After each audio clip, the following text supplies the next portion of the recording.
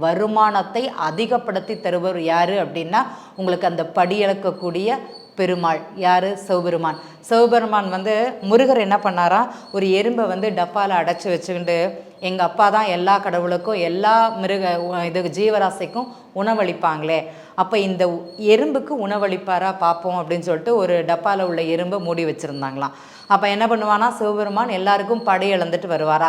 அப்பா எல்லாருக்கும் படி இழந்தாச்சான்னு கேட்பாங்களாம். எல்லாருக்கும் அளித்தாச்சு அப்படின்னாங்களாம். அப்படியா, எங்கிட்ட ஒரு இது இருக்குது, ஜீவராசி இருக்குது, அதுக்கு நீங்கள் கொடுக்கலையே அப்படின்னாங்க.